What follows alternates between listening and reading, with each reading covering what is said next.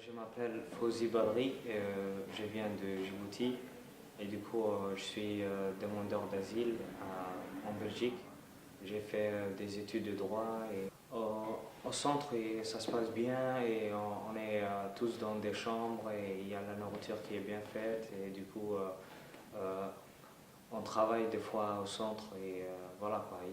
Et chaque chambre il y a 4 personnes comme ça. Et, par exemple, des fois, il y a des chambres, il y a beaucoup de personnes, 16 personnes comme ça.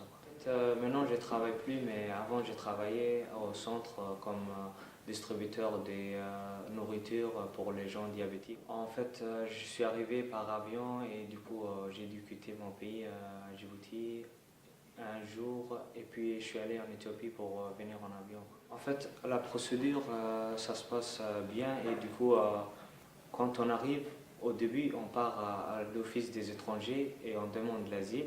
Et du coup, eux, ils nous transfèrent dans un centre de la Croix-Rouge ou quoi, fait d'asile, quoi.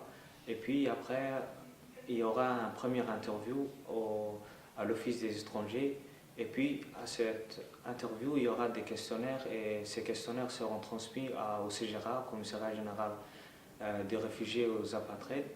Et le CGRA va vous réinterviewer une deuxième fois et du coup le deuxième interview sera la réponse que voilà quoi, que si on va rester ou bien si c'est positif ou bien négatif et voilà le CGRA va répondre à ça, va prendre une décision de positif ou négatif et si c'est négatif il y aura un recours dans un mois et dans ce recours, on va aller au conseil de contentieux qui va statuer sur ça et du coup, lui aussi va répondre soit positif ou négatif.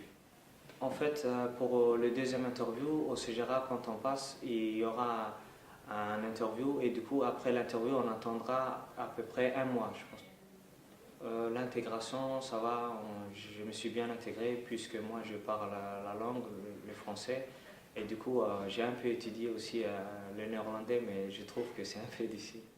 En fait, il n'y a pas de problème, il n'y a pas de souci. Moi, je parle arabe et français, et du coup, je peux parler avec eux aussi en arabe. Et voilà, je travaille je travaille pas, mais je traduis des fois pour eux arabe, français, et du coup. Mais le problème, c'est pour les gens qui sont, par exemple, qui viennent d'Afghanistan et tout, ils parlent pas anglais, ni français, ni arabe. Ils parlent farsi, je sais pas. Et du coup, c'est un peu voilà. Bah, en fait, depuis que je suis arrivé, j'ai pas rencontré de problèmes, de soucis. En fait, au début, on nous donne une carte orange de 3 mois, je pense, et il faut renouveler cette carte tous les 3 mois. On peut rester, et par exemple, si on trouve aussi négative, on peut rester encore au centre, et du coup, il faut introduire un recours et il y a l'assistance d'un avocat aussi. Oui, des fois voilà, c'est difficile et il pose beaucoup de questions. En fait, des fois, il pose des questions qu'on ne peut même pas y répondre, quoi. En fait, les problèmes, moi, je faisais partie voilà, quoi, de la partie d'opposition et du coup, j'ai dû quitter par rapport à ça, quoi. Bah, mon avenir, je vois très bien, je voudrais voilà, avoir les papiers belges et du coup habiter en Belgique et poursuivre mes études et y travailler. Oui, oui, si c'était à refaire, voilà, j'aurais dû refaire la même chose, quoi. Je ne pourrais pas rester dans mon pays longtemps. Oui, j'ai quitté ma famille et voilà, mon pays, mais c'est un peu dur, mais voilà, c'est pour trouver une meilleure vie, quoi. Et puis la famille ils vont bien et voilà, moi aussi je vais bien, il n'y a pas de souci. En fait, je les contacte chaque jour et ils vont bien et voilà.